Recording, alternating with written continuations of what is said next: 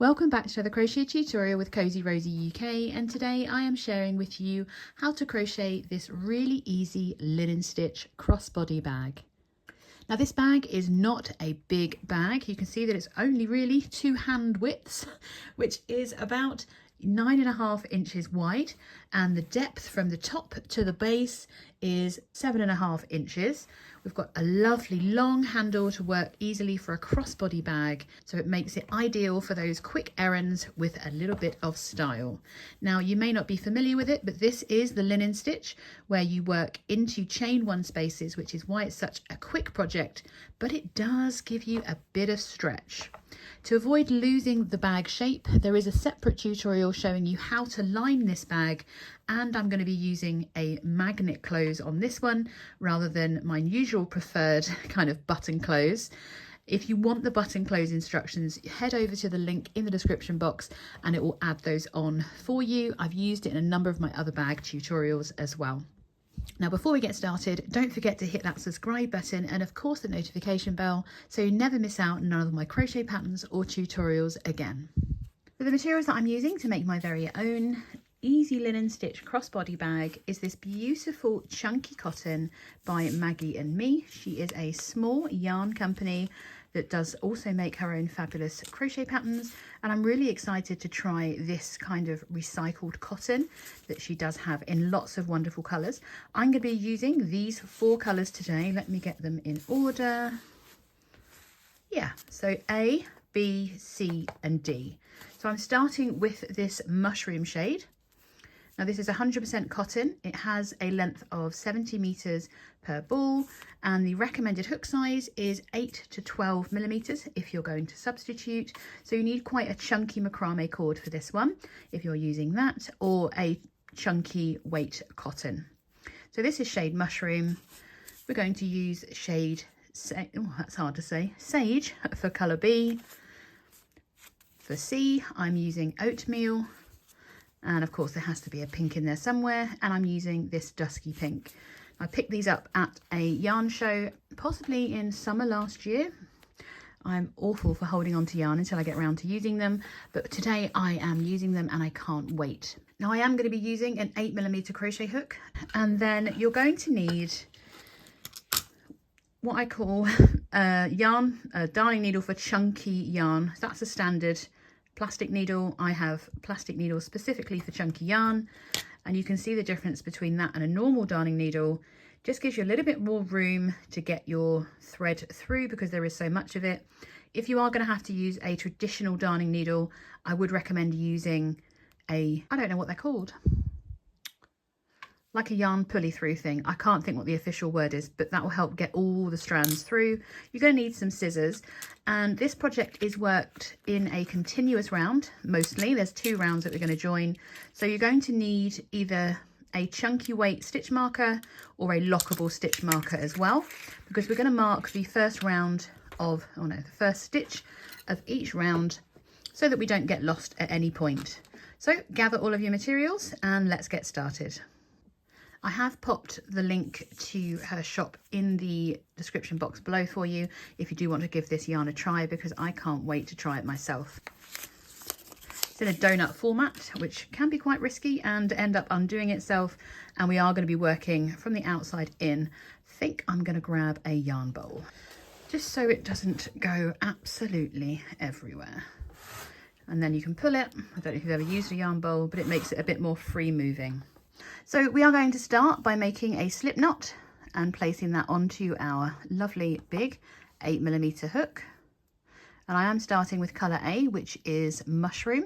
And we're going to make a chain of 21. So we're just going to yarn over the hook and make sure that's nice and big to get it through. So that's our first chain. Yarn over, put it through again for our second. And we need a total of 21 chains. So that's 2, 3. So this is the beginning of our bag, and we are going to work both sides of our beginning chain, and we're going to be working in continuous rounds. So you are going to need your stitch marker close by once we've worked our first stitch. We're going to rotate our chain. So we normally have our V's facing us. We're going to rotate our chain to work into into the back bumps, that's going to mean that we don't get a hole around that middle of the bottom of the bag. That's really gives you a little bit more strength in your bag. Now obviously we can't work into the first one because it falls off of our hook. We're going to go underneath that back loop of that second chain. I need to make sure I get all of it. There we go. I still haven't. No, we have. No, we haven't. There we are. And then once you've got that onto your hook, we simply yarn over, bring it back through the back bump. So we have 2 loops on our hook, yarn over and pull through 2. We're then going to grab our stitch marker and place that underneath both loops of that first stitch that we made. That means we don't need to keep track of it. The stitch marker, as long as it remains in place, will let us know where that first stitch was. We're going to work 1 US single crochet, the same as a UK double crochet, into each back bump across. So we're just inserting our hook underneath that back bump, making sure we get all the strands. That was just me there. All the way down to the last one just before our slip knot. So I'm going to meet you at your very last chain effectively. So after that first one that we worked, we're going to work 1 single crochet into each of the next 18 chains, in this case into that back bump. So keep working across and I'll meet you when you have 1 chain remaining and you've worked into those 18 chains. Once you've worked all the way down your beginning chain, and we're then going to work into that final chain where we're going to work 3 single crochets. So you can go under the back bump or you can go through the chain because we're going to work all the way through this. So that's 1, and again reinsert into the same chain for number 2. And into the same chain again for number 3.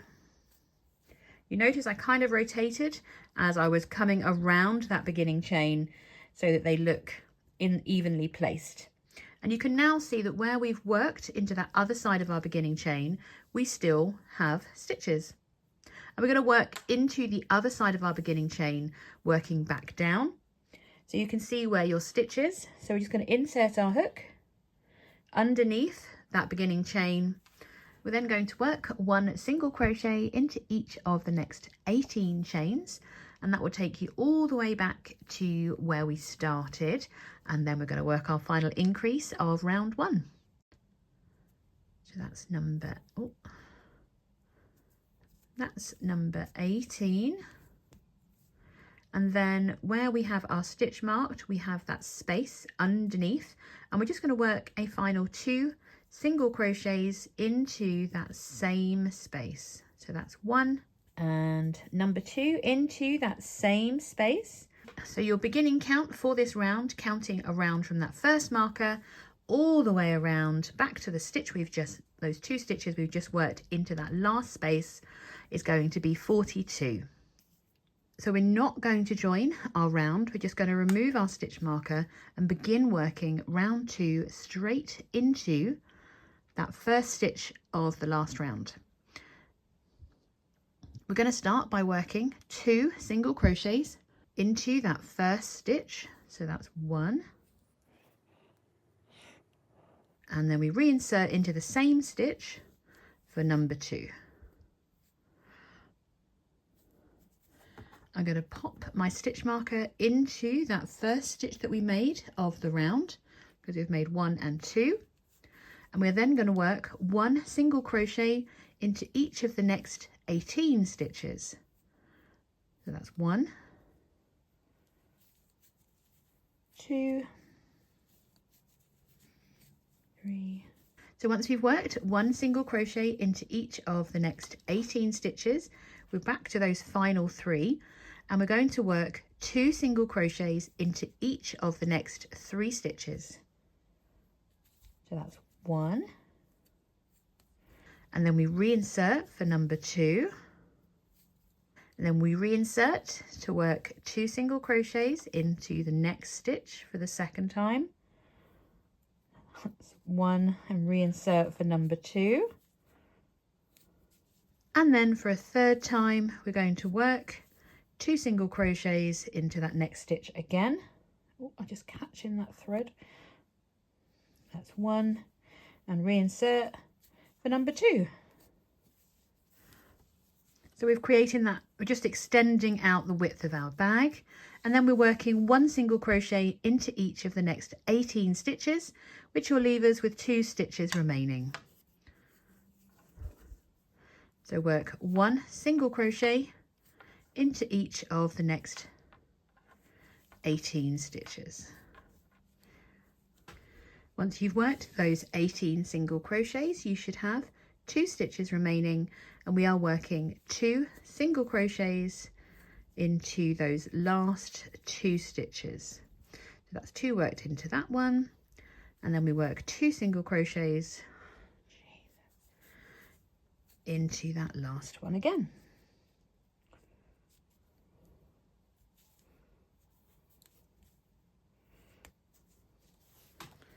So at the end of round 2, we've added 6 extra stitches. So we're going to have a total stitch count of 48.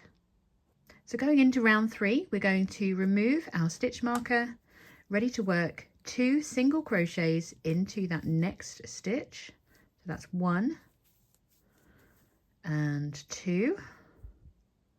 Don't know why it catches every time. And 2.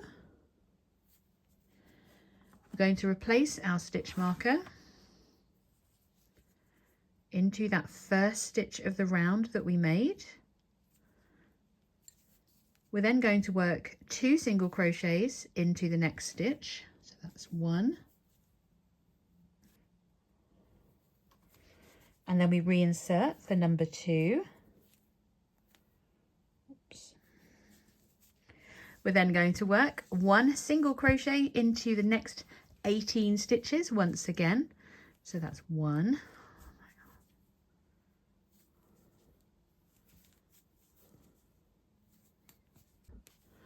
Oh, I had to swap to a less pointy 8mm hook. It was, look at that, that's so much better. So I've done those 18 single crochets. We're now going to work 2 single crochets into each of the next 6 stitches. So we insert, so that's 1, 2. I know a bad workman shouldn't blame its tools, but wow, I thought there was something wrong with me then. So 1, 2, that's the first time. We're going to work 2 into the next. So that's, oops, 1 and 2 for the second time. 1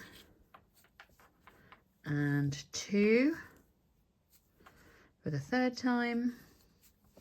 1 and 2. Look at the difference that hook made. Look how much neater that looks. I thought it was just me. That was the 4th time, wasn't it? Yes, so 1, 2, 3, 4. We've got 2 more to do. So we're working number 1. Or maybe not, that is me.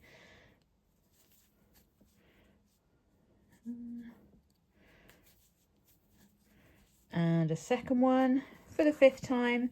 And for the final time, we're increasing into that next stitch with 1 and 2. Wow. Lovely. Well, that's much neater. You can see that that really wasn't me. That was the hook that was causing that issue. There we go. We are then going to work 1 single crochet into each of the next 18 stitches, and you're going to have 4 stitches remaining after you've worked those 18. So that's 1, 2, 3. So I've worked my 18 single crochets. You should have 4 stitches remaining. We are going to work 2 single crochets into each of the last 4 stitches. So that's 1 and 2 into the first one, 1 and 2 into the second, 1 and 2. That's the 3rd time, and for the 4th and final time we are going to work 1. Oh, I just picked up an extra loop. and 2.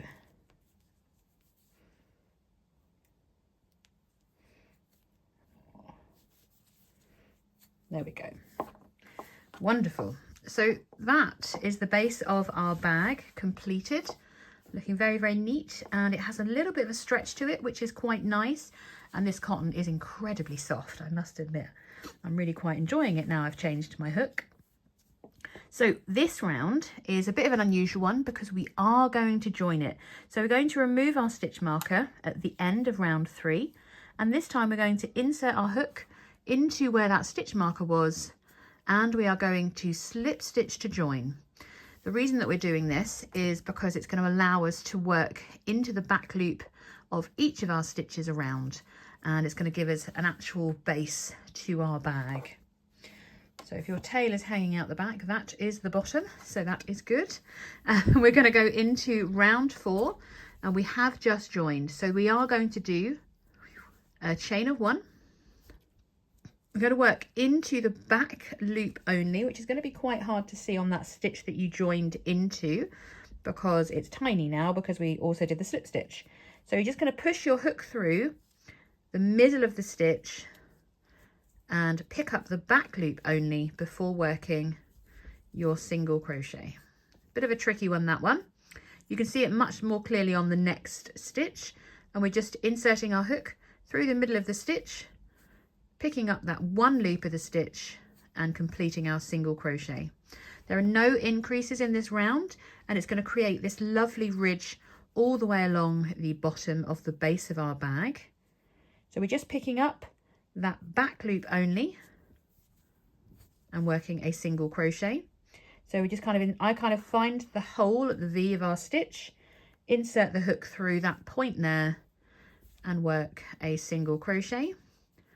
It just makes it a bit easier just to pick up that back loop, just by gently pushing through that hole. And you can see it's going to help our bag sit up nice and proud. So continue to work around, working through the back loop only of each stitch around. If you do want to, you can of course mark that first stitch that we made. I should have told you that a little bit earlier if you've been flying around. Just so we know exactly where that is when we come back to it. I can tell because obviously I can see my stitch, my slip stitch, but if you're not used to finding them, it might be a bit of a challenge when you come back around.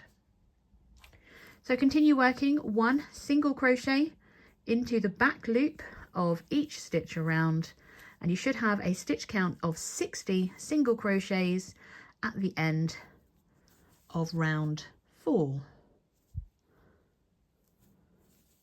So once you worked into each stitch around, you can see where our bag is going to fold up to create the sides. So we're now working on the side of our bags.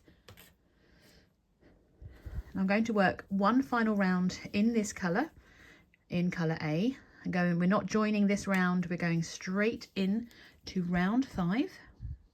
And we're going to work 1 single crochet into each stitch around. And get into that first one. There we are. So that's the first one. Going to pop my stitch marker back in,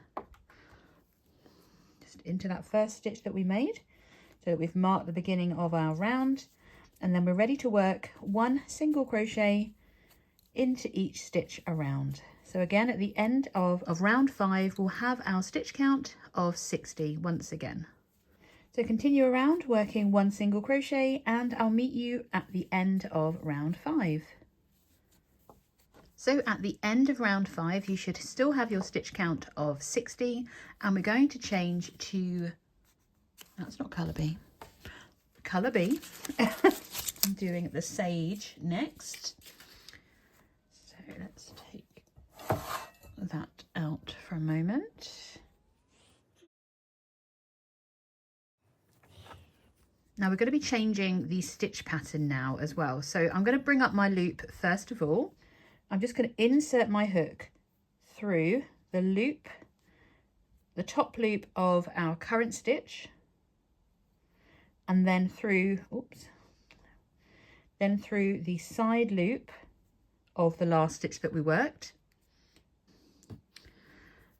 we're going to grab our new colour and just place the tail over our hook and pull it through that loop, and then we can work the first stitch of round 6, which is going to be worked into the stitch that was marked. So we just insert our hook, we yarn over, bring up our new colour, yarn over and pull through 2.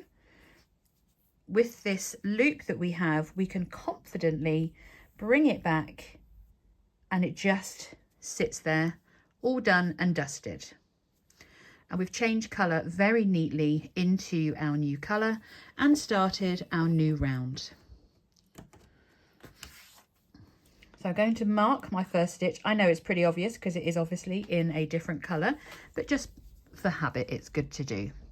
So for the rest of round 6 and for the rest of the rounds, except for our final round, we're going to be making the linen stitch, which is that single crochet followed by a chain 1, and then we skip the next stitch.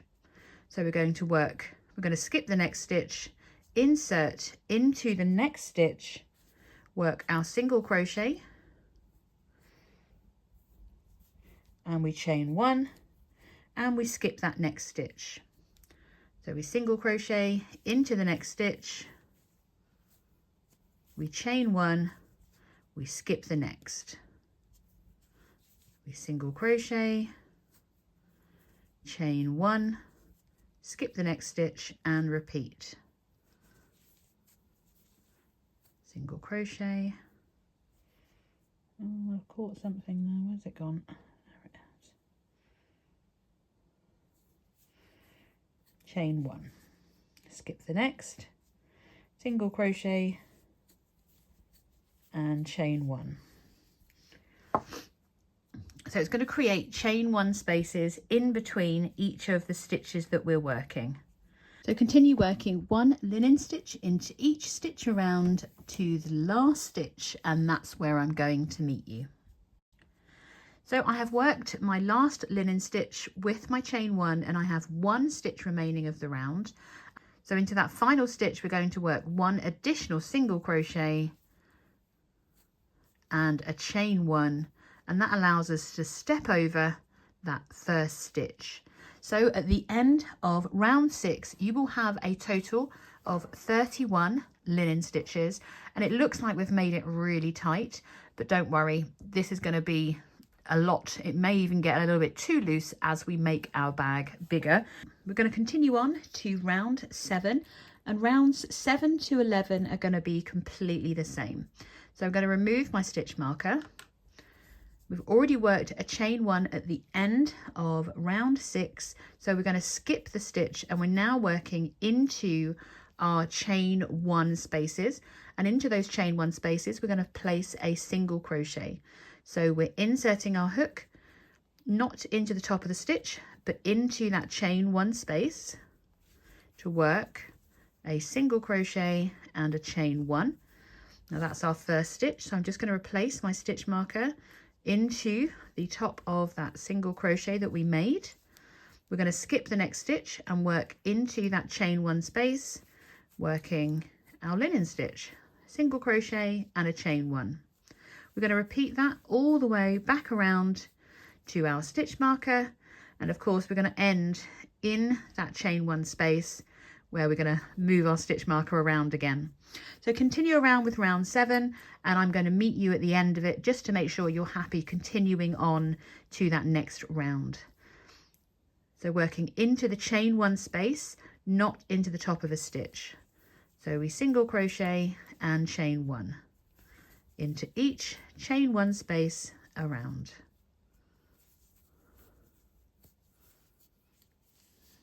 So I've worked all the way back around to my stitch marker, and there's that final chain 1 space just to the side of it.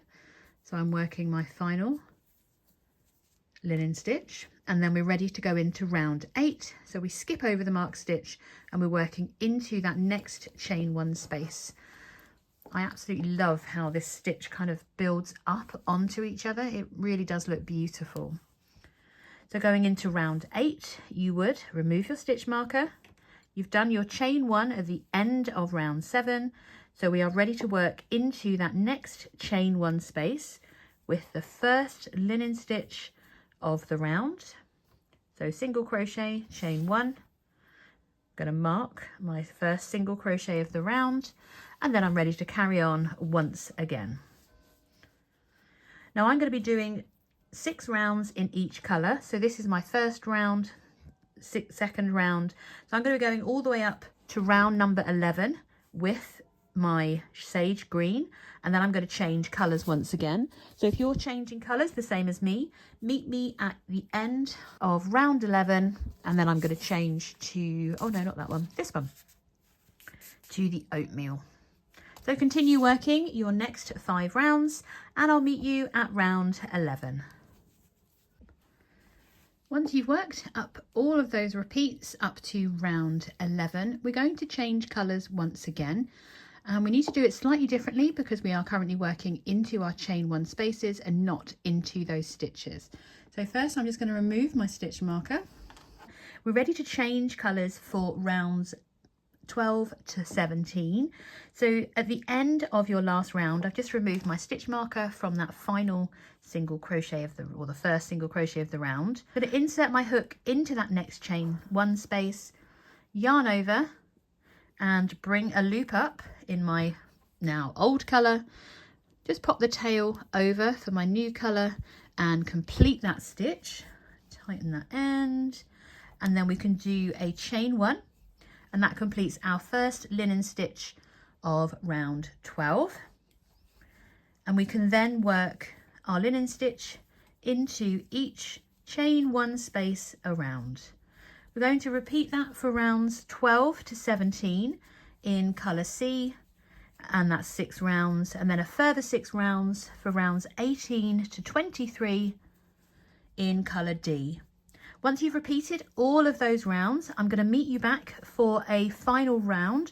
You may not need it. I don't think I'm going to need it, but some people who may crochet a little bit looser may find that their linen stitch causes their bag to flare out. So there is a workaround for that. And I will tell you all about that once you've worked the height of your bag. So I'll see you at the end of round 23.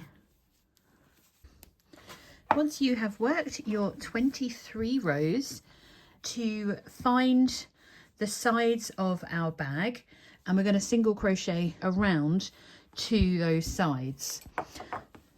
So I don't want you to guesstimate this too much, but folding it in half roughly, and where it lands quite naturally, place a stitch marker either into the stitch or the chain 1 space, and then repeat that for the other side, and you should have 15 linen stitches either side roughly.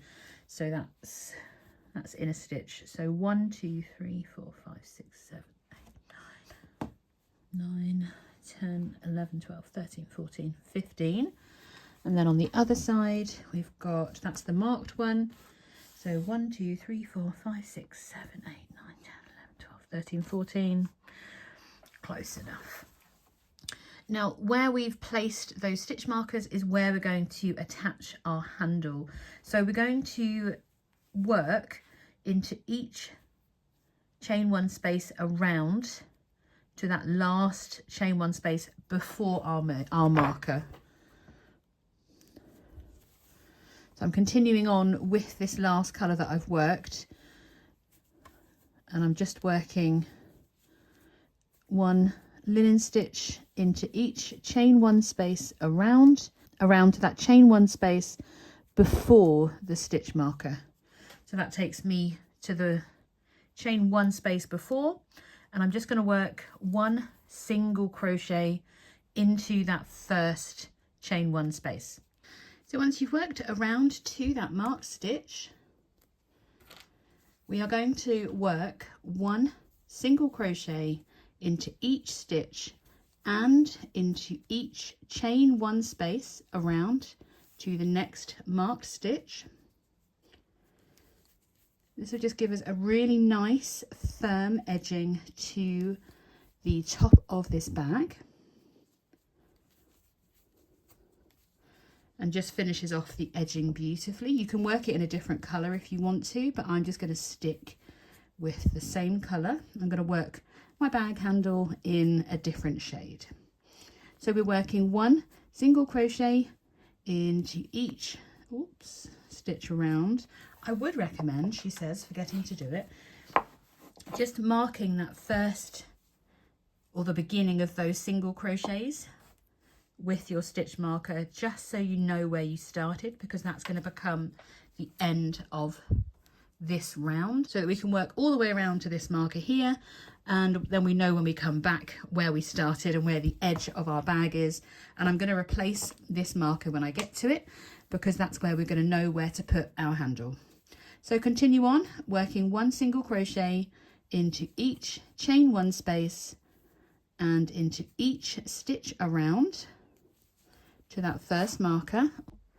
Once you've reached that marked stitch, I'm going to remove it now, and I'm going to replace it once I've worked a single crochet into that stitch, just so we know where we're placing our bag handle. Oops.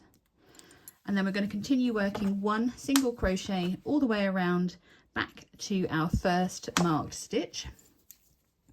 In my case, that was red. So just continue on working back around, working 1 single crochet into each stitch around, and I'll see you in a moment. So once we've worked all the way around, making sure we have worked into that last chain 1 space, just edges our bag with a nice solid row, which means if, like me, you are going to add a lining to your bag, you've got a really nice clear line of where you're going to sew it. So we can fasten off now with colour D. So I'm just going to do a slip stitch into the next stitch and fasten off. And then we are ready. I'm going to leave these markers in place because that's going to mark where we're going to join our handle very shortly. We just, of course, need to make the handle. Changed all the way back to colour A. And we're just going to make a long chain. So I'm just going to make a slip knot and place my hook through and secure. And I'm going to make a chain of 100. So just yarning over and pulling through 100 times. So once you have made your very long chain of 100, you can double check it against your height, just kind of coming down. I'm showing you, but you obviously can't see it. Coming across from your shoulder. It is going to stretch a little bit, so don't make it too long because it will get almost too baggy. Now I am going to encourage you to rotate and work into that back bump again, and we are simply working 1 single crochet into each chain across from the second chain from hook. Obviously we can't work into the first one, and we're just working 1 single crochet into each chain across all the way back down, so you will have a stitch count of 99 at the end of this handle. So continue working all the way across, working 1 single crochet into each back bump across. Again, working into the back bump leaves that chain kind of unworked, so you get a really nice edge to your bag handle. It's got to be the best crochet cheat, 100%. Okay, so continue on, and I will see you shortly once you've reached the end of this row.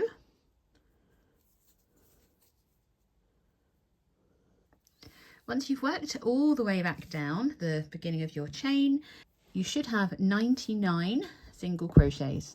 For rows 2 and 3, we are just simply going to make a turning chain of 1 and work 1 single crochet into each stitch back across, and we're going to make 2 rows of this. So we're simply working a total of 3 rows. If, like me, your yarn is really quite chunky, you may find that 2 rows is going to be enough for you. I'm going to do 3 just to help prevent it stretch too much. I do find that, you know, once you've put some weight in your bag handle will stretch a little bit. It's not a bad thing. Gives us a little bit more to play with. So continue on working 2 rows of single crochet. So you end up with a total of 3 rows, and then we're going to be ready to stitch on our bag handles. You can opt to use D-rings if you prefer. I think I'm just going to keep this one nice and simple and just stitch it to the inside of my bag to give it the most stability, and then I can hide the inside of the handle with my bag lining. So continue on working those final 2 rows of your handle, and then I'll meet you back ready to sew our handles on and complete the bag portion of this easy linen stitch bag. I've worked all 3 rows of my bag handle, and I'm going to fasten off with quite a long tail because we need to sew this bag handle on. I'm going to make sure that it is completely flat and in no way twisted before I even start this. And I'm going to grab my bag. And this is where those stitch markers are going to come in really useful, because I'm just going to place that middle row against that marked stitch and do the same for the other side. Let me just pop that through as well. And I'm just going to go 1 stitch down just to secure that in place, just so I know that it's in the right place. No twist, no twist, no twist. Wonderful. And this side, we'll do the exact same thing. I'm going to go 1 stitch down on the bag handle and secure that in place through that middle row. And then we just have a nice little temporary hold for our bag handles for a moment. It's not a very good temporary hold, but you can see how they're going to sit in your bag. And of course you can make sure that it is completely straight. And I'm just going to grab my darning needle and stitch those in place. Obviously I've done myself a bit of a disservice because I'm going to have to make sure I work through the inside of these stitches. So let me show you how I'm going to do that. I'm going to grab my big darning needle, and I'm just going to pop my bag inside out first of all to make my life a little bit easier, and grab that long tail that I left to sew on this bag handle. See how easy it lets those chunky yarns come through the eye of the needle when they are designed specifically for chunky yarns. Make sure that I've got my stitch and my marker lined up and that everything is nice and neat. And rather than just stab it all the way through, I do have to be a bit careful and pick up those stitches from behind because the colours do not match. So if you can see, I've just picked up the back loop of that stitch and there is no brown on this side. Obviously using a contrasting colour, in your needle helps, because you will see where you have pushed through. And if you go through the wrong side of your bag, you will definitely be able to see it. So I'm just going to work my way through each stitch, securing it to the bag. Just 1 row down, 1 stitch in, making sure that it's all tight and really secured to this bag. So that's the first run, and we cannot see the other colour from the other side just by working through those back loops of those stitches. I'm going to come back the other way, making sure I don't come through with that lovely yellow needle. And I'm going to be really tight with sewing this handle on because we want it to be very secure. That's the only challenge with these big-eyed needles. They don't always go through the stitches if they're too tight. So let's come up somewhere else. There we go, that's a bit better. I'm not trying to do it so I'm pulling the handle in, I just want it to be secure. Come through there, but I need to grab some of that pink to secure it. Making sure that it's not visible on the other side of the bag. But it's really important that we don't come through that other side so that we can't see. Remember, I've got to weave that end in anyway. See the brown. And now I've reached that point here, I am just going to tie them together because it makes life a little bit easier.